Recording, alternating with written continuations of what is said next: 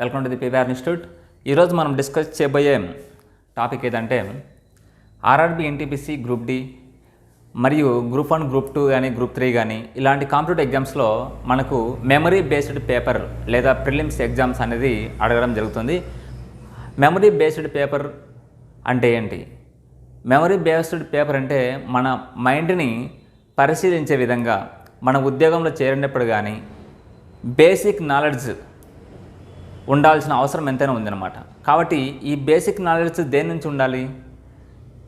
ఈ social studies, general science and mathematics కావచ్చు, mental ability కావచ్చు, లేదా ఇంగ్లీష్ కావచ్చు, ఇలాంటివన్నీ మనకు బేసిక్ నాలెడ్జ్ అనేది చాలా అవసరం. కరెంట్ ఈవెంట్స్ పైన చాలా ఇంపార్టెంట్. కరెంట్ ఈవెంట్స్ పైన అంటే political current events and economic current events, environment, ఇలాంటివన్నీ మనకు బేసిక్ నాలెడ్జ్ అనేది చాలా ఇంపార్టెంట్ అనమాట.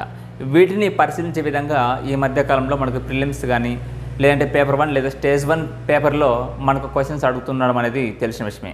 ఇప్పుడు ప్రస్తుతం రన్నింగ్లో ఉన్న ఎగ్జామ్స్లో ఆర్ఆర్బీ ఎన్టీపీసీ ఎగ్జామ్స్ మనం చూసినట్లయితే ఇప్పుడు స్టేజ్ 1లో మెమరీ బేస్డ్ పేపర్ అనేది ఇవ్వడం జరుగుతుంది. ఆ మెమరీ బేస్డ్ క్వశ్చన్స్ అంటే ఏ విధంగా ఉంటాయి?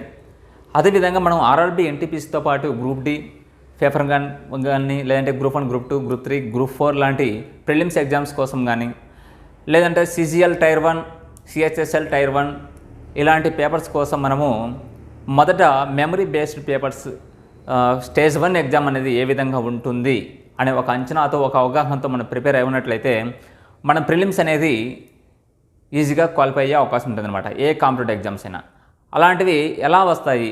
ఆన్లైన్ క్వశ్చన్స్ అనమాట ఇవన్నీ. అవి ఎలా వస్తాయి అనేది ఇప్పుడు చూద్దాం. ముఖ్యంగా ఇప్పుడు సపోజ్ ఇక్కడ క్వశ్చన్ చూసినట్లయితే ఇది Madhubani painting is related to state అని ఇక్కడ క్వశ్చన్ అని ఒకటి ఎగ్జాంపుల్గా తీసుకోవడం జరిగింది. ఇది ఆర్ట్ అండ్ కల్చర్ లేదా హిస్టరీకి సంబంధించిన క్వశ్చన్ అనమాట. ఇలా సింపుల్గా ఉంటుంది. ఇప్పుడు suppose option A Himachal Pradesh, option B Uttar Pradesh, option C Bihar, option D Andhra Pradesh. ఈ విధంగా మనకు ఆప్షన్స్ అనేది ఇవ్వచ్చు. ఇక్కడ క్వశ్చన్ ఇది Madhubani painting is related to state అన్నాడు. మనము ఈ క్వశ్చన్ రావాలంటే మనం ఏం చేయాలి? ఆర్ట్ అండ్ కల్చర్లో మనము పెయింటింగ్స్ మీద పూర్తి అవగాహన ఉండాలి. అంటే ఇప్పుడు మొత్తము మనకు ఉన్న స్టేట్స్ అండ్ యూటీస్లో ఆ స్టేట్స్ అండ్ యూటీస్లో గల పెయింటింగ్స్ మరియు ఫోక్ డాన్సెస్ మరియు క్లాసికల్ డాన్సెస్ అవి ఏవైతే ఉంటాయో, లేదంటే నేషనల్ పార్క్స్, బయోస్ఫియర్ రిజర్వ్స్, ఇలాంటివన్నీ స్టేట్కి సంబంధించి కింది వాటిలో ఇక్కడ ఇవ్వబడిన బయోస్ఫియర్ రిజర్వ్, ఇక్కడ ఇవ్వబడిన నేషనల్ పార్కు ఏ రాష్ట్రానికి సంబంధించింది, లేదంటే ఇక్కడ ఇవ్వబడిన పెయింటింగ్ లేదంటే ఫోక్ డాన్స్ లేదంటే క్లాసికల్ డాన్స్, ఓకే, కూచిపూడి ఏ రాష్ట్రానికి చెందినది, కథాకళి ఏ రాష్ట్రానికి చెందినది, ఇలాంటివి మనకు గత ప్రీవియస్ 10 to 20 years నుంచి మనం గమనించినట్టయితే కంపల్సరీ ఇలాంటి రిలేటెడ్ క్వశ్చన్ అనేది కంపల్సరీ మనకు అడగడం జరుగుతుంది. కాబట్టి Madhubani painting is related to state అంటే మనకు ఆన్సర్ ఈజ్ బీహార్. బీహార్లో ఈ మధుబాని పెయింటింగ్స్ అనేది ప్రాముఖ్యత వహిస్తుంది అని అర్థం అనమాట. అదేవిధంగా లోక్సభ మొదటి మహిళా స్పీకర్ ఎవరు? దీని ఏమంటాం మనము? స్టాక్ జీకే అంటాం. మనం స్టాక్ జీకే నేర్చుకోవాలంటే updated GK and current events అనేది చాలా ఇంపార్టెంట్ అనమాట. ఇప్పుడు ఇది మనకు పాలిటీలో కూడా వచ్చే అవకాశం ఉంటుంది. పాలిటీ బేసిక్ క్వశ్చన్గా, బేసిక్ నాలెడ్జ్ క్వశ్చన్గా కూడా వచ్చే అవకాశం ఉంటుంది. మనకు స్టాటిక్ జీకేలు అంటే మనం ఏమి నేర్చుకోవాల్సి ఉంటుంది? ఇందులో సోషల్ స్టడీస్ నేర్చుకోవాల్సి ఉంటుంది. అంటే polity, economy, history and Geography and general science. మరియు ఈ స్టాక్ జీకేకి సంబంధించి ఏదైతే ఫస్ట్ పర్సన్స్ ఎవరైతే ఉంటారో, first president, first prime minister of India, first vice president of India, ఈ విధంగా మనకు అడిగే అవకాశం ఉంటుంది అనమాట. First Muslim president of India, first Muslim women president of India, ఈ విధంగా అడిగే అవకాశం ఉంటుందన్నమాట. ఇలాంటి క్వశ్చన్స్ అన్నీ మనము మొదటి అనేది ప్రస్తుత మహిళా స్పీకర్ లేదంటే ప్రస్తుత స్పీకర్ ఎవరు, ఇలాంటి అడిగే అవకాశం ఉంటుంది. ఓకే, మొదటిది మరియు ప్రస్తుతము మనము బేసిక్గా నేర్చుకోవాల్సిన అవసరం ఉంది. తర్వాత 1975లో స్పీకర్ ఎవరు, ప్రెసిడెంట్ ఎవరు, 1986లో ప్రెసిడెంట్ ఎవరు, ప్రైమ్ మినిస్టర్ ఎవరు, ఇలాంటివి నేర్చుకోవాల్సి ఉంటుంది అనమాట. తర్వాత కొంచెం డెప్త్గా అడిగే అవకాశం ఉంటుంది కాబట్టి లోక్సభ మొదటి మహిళా స్పీకర్ ఎవరంటే Meera Kumar. Okay, Meera Kumar. Okay, next longest national highway in India. మన ఇండియాలో నేషనల్ హైవేస్ గురించి పూర్తిగా మనం తెలుసుకోవాల్సిన అవసరం ఉంది. నేషనల్ హైవే 1, 2 and 3, 4, 5, 6తో పాటు మనం లాంగెస్ట్ మరియు షార్టెస్ట్ నేషనల్ హైవేస్ గురించి కూడా మనం తెలుసుకోవాల్సిన అవసరం ఉంది. లాంగెస్ట్ నేషనల్ హైవే ఏదంటే NH44. దీని గురించి మనం గమనించాలి. ఇది కాశ్మీర్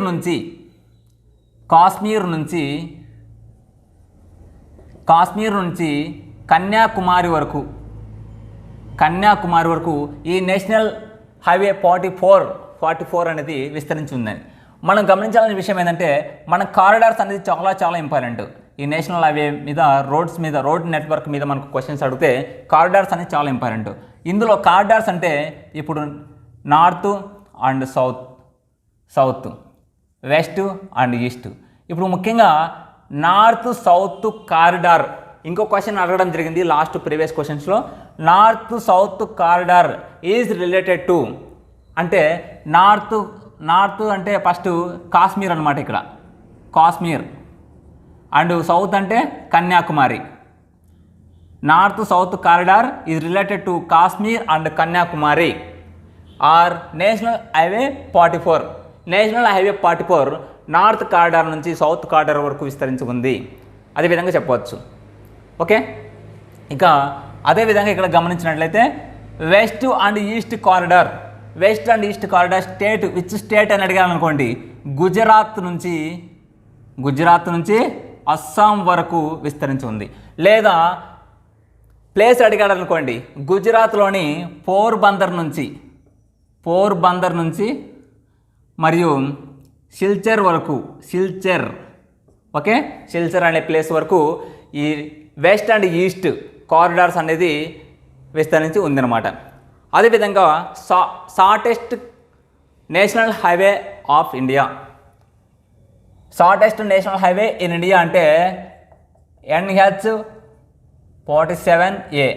ఓకే, NH47A అనేది షార్టెస్ట్ కారిడార్స్. ఓకే, ఇది చాలా ఇంపార్టెంట్. సూయజ్ కాలువ ఏ సంవత్సరంలో ప్రారంభించబడింది, ఇవి కూడా మనకు అడిగే అవకాశం ఉంటుంది. ఇక్కడ Suez canal, okay, Suez canal అనేది ఏ సంవత్సరంలో ప్రారంభించబడింది మరియు ఎక్కడ, ఈ ఇయర్ వచ్చేసి 1869లో ప్రారంభించబడింది అనమాట. ఈ సూయజ్ కాలువ ఏ దానిపై నిర్మించబడింది, అదేవిధంగా ఇలాంటివి బక్సార్ యుద్ధము ఇలాంటి కొన్ని ఏ సంవత్సరంలో ప్రారంభించబడ్డాయి, ఇయర్స్ కూడా కొన్ని ఇంపార్టెంట్ ఉంటాయి అనమాట. అవి బేసిక్ నాలెడ్జ్ పైన ఆధారపడి ఉంటాయి. మొహెంజదరోను ఎవరు కనుగొన్నారు, ఇది historical question, basic historical question. మొహెంజదరోను ఎవరు కనుగొన్నారంటే బిడి బెనర్జీ. ఎప్పుడంటే 1922లో బిడి బెనర్జీ మొహెంజదరోను కనుగొనడం జరిగిందనమాట. Article 72 of Indian constitution is related to మనకు పాలిటీలో ఆర్టికల్స్ అమెండ్మెంట్స్ అనేది చాలా చాలా కీలకం. వాటితో పాటు మనకు president, vice president, prime minister మరియు ఫండమెంటల్ రైట్స్ ఇలాంటివన్నీ చాలా చాలా ఇంపార్టెంట్గా ఉంటాయి అన్నమాట. బేసిక్గా నేర్చుకోవాల్సిన అవసరం ఉంది. ఆర్టికల్ 72 అనేది పార్డన్ ఆఫ్ ప్రెసిడెంట్ అంటే క్షమాభిక్ష అడగడం. ఓకే, అధికారి క్షమాభిక్షను అడగడం. అధ్యక్షుడు అంటే ఎవరు, ప్రెసిడెంట్ క్షమాభిక్ష అనేది అడగడం అనేది, క్షమాభిక్ష ఇవ్వడం అనేది ఆర్టికల్ 72 అనమాట.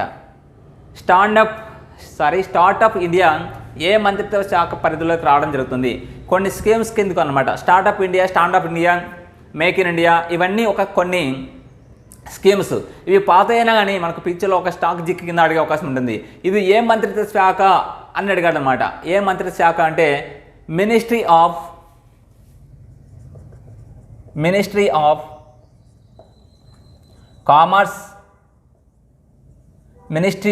Commerce and industry. Okay, commerce and industry.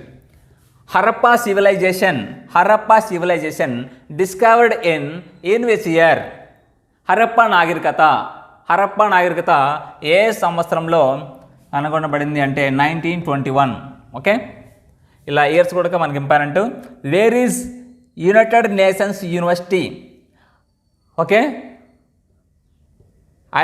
అంతర్జాతీయ ఐక్యరాజ్య సమితి విశ్వవిద్యాలయం ఎక్కడ ఉంది అంటే టోక్యో ఎక్కడుంది? జపాన్. ఓకే, ఒకవేళ ఏ కంట్రీ అంటే జపాను, ఏ ప్లేస్ అంటే టోక్యోలో, జపాన్లోని టోక్యో నగరం అని ఇవ్వచ్చు అనమాట. United Nations University located in Tokyo Japan. Which is the 11th UNESCO biosphere reserve? మనకు యునెస్కో ప్రవేశపెట్టిన బయోస్ఫియర్ రిజర్వ్స్లో 11వది ఏది? 11th UNESCO biosphere reserve Kanchenjunga biosphere reserve. Okay, Kanchenjunga biosphere reserve అనమాట. And next, which city is known as city of pearl? ముత్యాల నగరం. పేర్లు అంటే ముత్యాల నగరం అని ఏ సిటీకి పేరు?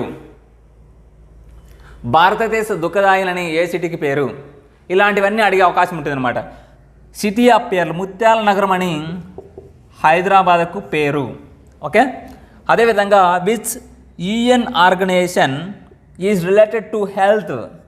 ఇక్కడ యునైటెడ్ నేషన్స్ ఆర్గనైజేషన్స్ ఉన్నాయి కదా, అందులో ఆప్షన్ ఏకి తీసుకున్నాం. Option A WTO, option B WHO and option C UNICEF and option D UNESCO. Okay, ఇక్కడ వీటిలో మనకి హెల్త్కు సంబంధించింది వరల్డ్ హెల్త్ ఆర్గనైజేషన్, ఇది ఇంపార్టెంట్ అనమాట. యూనియన్ ఆర్గనైజేషన్స్ ఇవన్నీ. వరల్డ్ ట్రేడ్ ఆర్గనైజేషన్ ఇది వచ్చేసి ట్రేడింగ్ సంబంధించిన ఆర్గనైజేషన్. వరల్డ్ హెల్త్ ఆర్గనైజేషన్ ఇది హెల్త్కు సంబంధించిన ఆర్గనైజేషన్. యూనిసెఫ్ ఇది బాల కార్మికుల లేదా చిన్నపిల్లల సంరక్షణ కొరకు ఏర్పాటు చేయబడిన ఆర్గనైజేషన్. అండ్ యునెస్కో భారతదేశ వారసత్వ సంపదని కాపాడడం కోసం, సపోజ్ ఇక్కడ ఇవ్వడం జరిగింది యునెస్కో, ఇక్కడ UNESCO biosphere reserves, national parks ఇలాంటివన్నీ వాటి యొక్క భారతదేశ వారసత్వ సంపదను కాపాడడం కోసం యునెస్కో ఆర్గనైజేషన్ను తీసుకురావడం జరిగిందనమాట.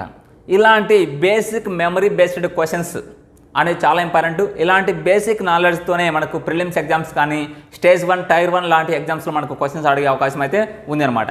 కాబట్టి వీటితో పాటు మనం కొంచెం డెప్త్గా కూడా మనం ప్రిపేర్ అయినట్లయితే ఈజీగా ఎటువంటి స్ట్రెస్ లేకుండా మనం prelims or stage 1 or tier 1 exams అనేది క్వాలిఫై అయ్యే అవకాశం ఉంటుంది. ఓకే, మరిన్ని ఇలాంటి క్వశ్చన్స్ను అదేవిధంగా మున్ముందు ఎగ్జామ్స్లో క్వాలిఫై అయ్యే విధంగా మనము తెలుసుకుందాం. Okay, thank you.